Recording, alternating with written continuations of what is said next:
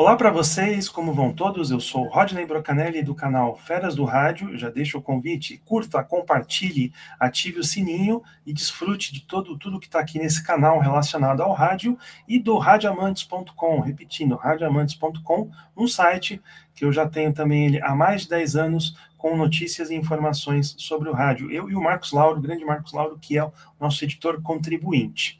Hoje eu venho falar para vocês, eu venho aqui com uma curiosidade muito interessante, e eu vou falar um pouquinho sobre a Rádio São Paulo, tá?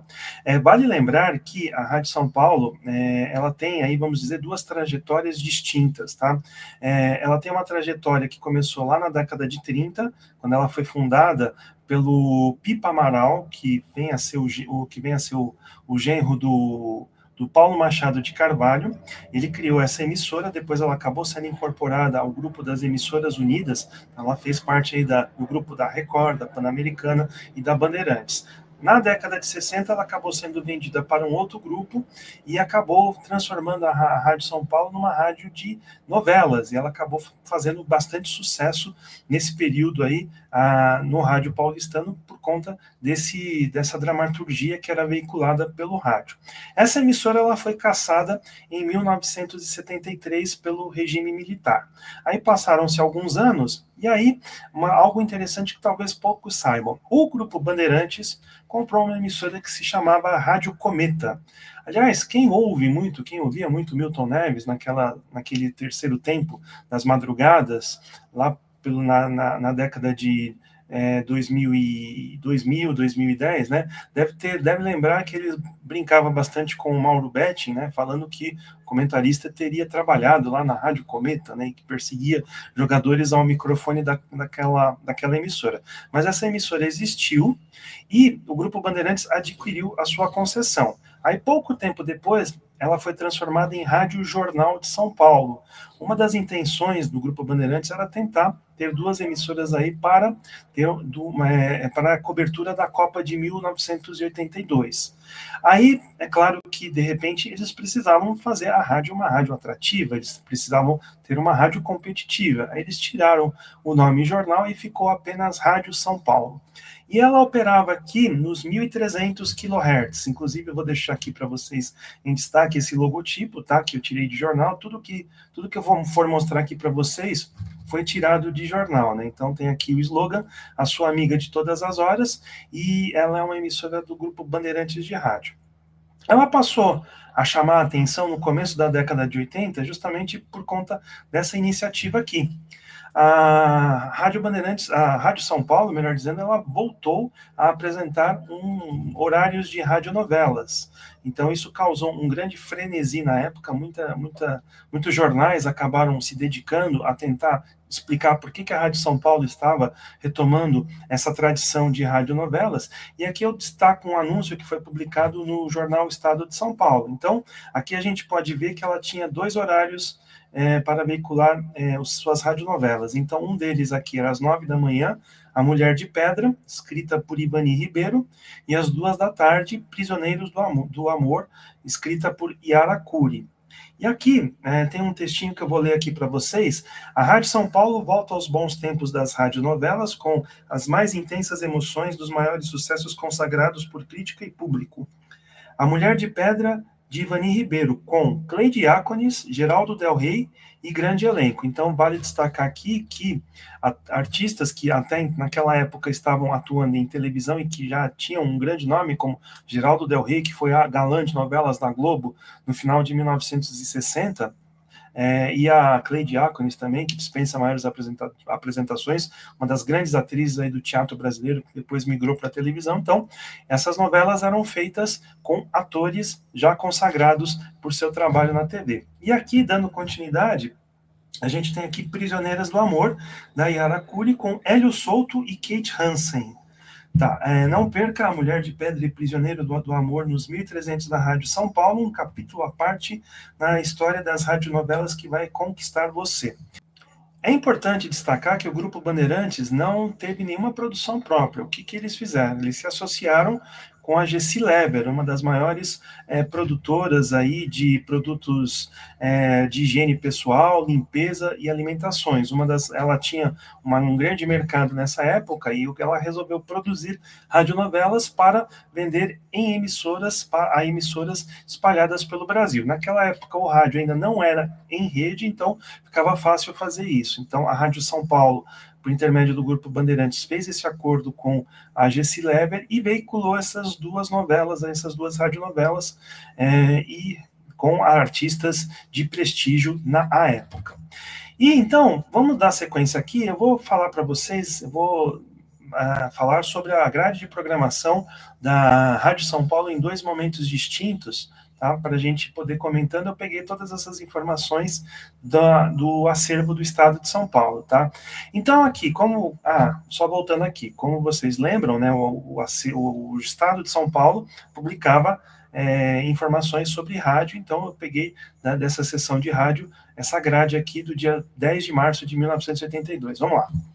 Então, a Rádio São Paulo começava a sua programação naquele dia com música popular, às 5h30 da manhã. Às 7 da manhã, bairros em desfile, né? Vale destacar também que, infelizmente, eu não tenho o nome dos apresentadores desses programas, apenas os seus títulos, né? A exceção do Moraes Sarmento, o Beira da Tuia, que está aqui especificado que era o Tonico Tinoco, eu não tenho o nome dos outros apresentadores. Se alguém souber, pode deixar aí no sistema de comentários, e aí eu faço registros, os registros em vídeos próximos. Vamos seguir aqui, então. Às 7 da manhã tinha bairros em desfile. Às 8 da manhã, nós tínhamos o Jornal da Feira. Com certeza deve ser algum programa de prestação de serviços. Às 10 da manhã, o programa do Moraes Sarmento, um radialista muito popular aí, que tinha um programa. Aliás, eu devo dizer que uma vez eu encontrei o Moraes Sarmento na Rádio Capital. Eu fui com um amigo meu, num sábado à noite, um baita programa aí para um radioamante, e os estúdios da Rádio Capital na Avenida de Julho, na Avenida 9 de Julho, e eu fiz uma saudação de longe ao Moraes Sarmento, então eu lembro disso aí com muito carinho. Ao meio-dia nós temos o Petrúcio Melo, Via Brasil, né? O Petrúcio Melo, jurado de TV, jornalista, colunista, enfim, ele tinha um programa na Rádio São Paulo em 1982, em março. Depois temos aqui Juarez Calado Especial, programa de música latino-americana. Às 2h30 da tarde, um espaço de música popular. Às 15 horas, Boa Tarde São Paulo, um programa de variedades. Às 16 horas, nós temos aqui o Rancho do Zé Rosa. Às 17 horas, um programa tradicionalíssimo, né, na Beira da Tuia, a apresentação de Tonico Tinoco. Eu não sei dizer se esse programa era exclusivo da Rádio São Paulo, ou se era um programa que era veiculado nas madrugadas da Rádio Bandeirantes e era reprisado pela Rádio São Paulo. Também quem souber disso, deixa aí no sistema de comentários. Depois, nós temos aqui o programa José Fortuna às 18 horas. Às 9 da noite, um programa aqui que eu também confesso que eu não sei do que se trata, chama Variedades RTM. Aí, por favor, peço a ajuda de vocês. E às 23 horas, Brasil, presente e passado musical, com certeza músicas antigas e músicas da época, né? Num playlist aí divulgado pela Rádio São Paulo, que naquela época ainda operava nos 1.300 kHz. E agora eu vou mostrar para vocês uma grade do dia 10 de maio de 1983. Vamos lá. Às 8 da manhã, o melhor do Ray, programa com músicas de Ray Conniff. Isso me lembra meu pai, que era um grande fã do Ray Conniff, tinha disco dele, e também, claro, eu não fui, mas eu sei que ele foi num show do Ray Conniff, numa de suas muitas vindas ao Brasil, né? E o Ray Conniff sempre foi popular, e tinha um espaço exclusivo ali na Rádio São Paulo. Não sei se meu pai ouvia, não lembro disso, mas, de qualquer forma, para quem gostava do Ray Conniff, era um prato cheio. Às 9 da manhã, sucessos de todas as épocas. Às 10 da manhã, São Paulo, Frequência Popular, um programa musical, né?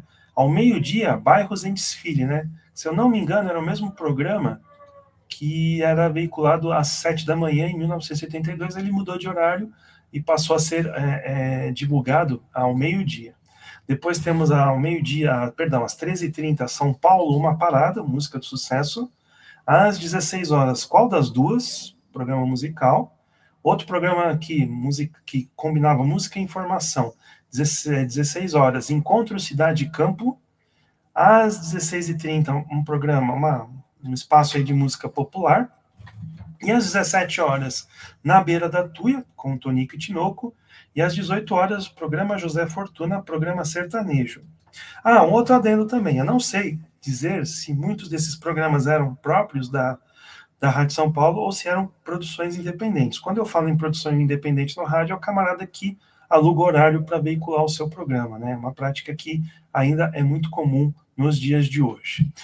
Vamos dar sequência aqui. Então, outra situação que é importante também na história da Rádio São Paulo é que ela passou também a ser uma linha auxiliar da Rádio Bandeirantes, do scratch do rádio da Rádio Bandeirantes nas transmissões de futebol. Vocês lembram? No vídeo da Rádio Tupi, eu falei que, durante uma época, a Rádio Tupi fez cadeia com a difusora, e a própria difusora transmitia jogos próprios. Esse esquema também foi feito com muito sucesso pela Rádio Globo e pela Rádio Excelsior no AM de São Paulo, a Rádio Excelsior que operava no 780. E a Bandeirantes também fez esse esquema, unindo a Bandeirantes e também a Rádio São Paulo. O outro detalhe importante é que a Rádio São Paulo, lá no comecinho, no comecinho da década de 80, também teve a sua equipe esportiva, e um dos seus narradores era o grande Hélio Claudino, que hoje está aposentado, Hélio Claudino, que até bem pouco tempo estava na ativa, tá? Mas eu vou aqui falar dessa escala do dia 7 de março de 1982. Aliás, um dia eu quero fazer um vídeo só sobre escalas da Rádio Bandeirantes. Eu sei que é material para mais de 3 horas de vídeo, quero ver se todo mundo vai aguentar acompanhar todo esse tempo. Mas, brincadeiras à parte, quero fazer um vídeo só sobre essas escalas aí. Mas, nesse dia 7 de março de 1982, então, eu vou rapidamente destacar que a Rádio São Paulo transmitiu, naquele dia, Santos e São Paulo. São Paulo, que é o São Paulo do Rio Grande do Sul, né? Que disputa o campeonato, já disputou o Campeonato Gaúcho de Futebol. E lá nessa transmissão, os profissionais destacados eram Alexandre Santos e o João Zanforlin. O jogo comando da Bandeirantes era um São Paulo e Ponte Preta, com o Fiore, Dalmo, Roberto Monteiro, Sérgio Carvalho e Eduardo Luiz. Aqui tem um detalhe importante, em Campinas, né, o Oscar Ulisses iria fazer um posto de Guarani Náutico, e aqui está dizendo, transmissão direta pela Rádio São Paulo, 1300, emissora da Rede Bandeirantes, de rádio em cadeia com a Rádio Bandeirantes. Então, o Oscar Ulisses com certeza devia fazer o posto lá, e depois ele deve ter transmitido o segundo tempo daquela partida para a Rádio São Paulo. E às 8 da noite, o Corinthians iria até Porto Alegre, ou então o Internacional iria receber o Corinthians em Porto Alegre. E essa transmissão teve comando de Enio Rodrigues. Aqui eu acho que essa escala está invertida, tá? Porque eu, como ouvinte da Rádio Bandeirantes naquela época, eu sei que Flávio Adalto era repórter e o Edgar Melo Filho era comentarista. Mas então, aqui eu acho que é o contrário. O Edgar comentou aquela partida e o Flávio Adalto reportou. Então foi uma transmissão direta da Rádio São Paulo, então, para vocês verem como a Rádio São Paulo teve aquele domingo bastante preenchido com futebol. A Bandeirantes ficou com o jogo principal da rodada e a Rádio São Paulo acompanhou os jogos de outros times, inclusive com direito aí a um jogo do Guarani, na cidade de Campinas. O Guarani que naquela época tinha um time forte e chegou até a semifinal do Campeonato Brasileiro, se eu não estiver enganado. E eu tenho uma outra escala aqui, de novembro de 1984. Então, eu já vou destacar aqui que a Rádio São Paulo transmitiu, naquele dia, São Paulo e 15 de Piracicaba, com Oscar Ulisses, Flávio Adalto e o Sérgio Carvalho. Aqui do lado direito da imagem, aqui tem toda a escala da Rádio Bandeirantes, né? O Enio Rodrigues iria transmitir Internacional e Palmeiras, certo? Internacional de Limeira, tá? Depois nós temos aqui Santo André e Santos, com Dirceu Maravilha e Roberto Monteiro. Olha o Dirceu aí. E a Portuguesa e a Ponte Preta com o posto do Eduardo Luiz. A Rádio São Paulo, então, transmitiu São Paulo e 15 de Piracicaba, e ainda teve também as informações da Copa William Jones de basquete, um torneio internacional de clubes, né? E aí o Éder Luiz, o jovem Éder Luiz e Luiz Augusto Maltoni, então, estiveram na cobertura desses jogos. Então, Então aí temos os exemplos de como a Rádio São Paulo era usada como linha auxiliar da Rádio Bandeirantes nas transmissões esportivas. Vamos seguir aqui. Esse programa aqui, isso eu queria destacar também para vocês. Vocês devem lembrar, né, que durante muitos anos a Rádio Bandeirantes, o Grupo Bandeirantes, melhor dizendo, teve uma emissora dedicada apenas para falar de trânsito, né? A Rádio Sul América Trânsito, depois a Rádio Caçula de Pneus, a Rádio Trânsito, enfim. Mas no começo o projeto era uma parceria com a Sul América. E aí, né, nessa pesquisa, nós temos essa informação que talvez muita gente não lembre. A Rádio São Paulo já teve um programa chamado Rádio Trânsito, prestação de serviços, informação e orientação. E o dado mais curioso disso é que esse programa era um programa oficial da Secretaria de Transportes de São Paulo naquela época, 1987, tá? E o então secretário de Transportes, Roberto Scaringella, ele montou esse projeto de programa, fez uma licitação, recebeu as propostas das emissoras interessadas e eles fecharam com a Rádio São Paulo. Então, esse programa ele tinha dois blocos. Um era das 7 às 9 da manhã, com informações sobre o trânsito, e eu quero chamar a atenção para os apresentadores. Bob Floriano, com grandes serviços prestados aí ao Rádio São Paulo, que foi uma das vozes da Rádio Cidade, e a Miriam Batucada, cantora, compositora, musicista.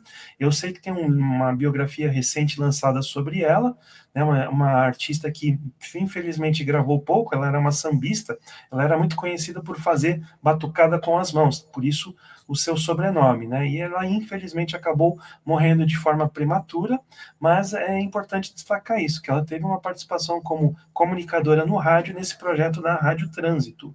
E depois, das 9 em diante, era uma espécie de uma interação com o público que mandava informações sobre faróis queimados, problemas assim de buraco de rua. Então era uma atração bastante interessante na grade da Rádio São Paulo, e que foi mais ou menos precursor aí desses serviços de trânsito que a gente ouviu depois aí no FM, agora já no século XXI. Depois, nós temos aqui destacado uma grade de 15 de novembro de 1987.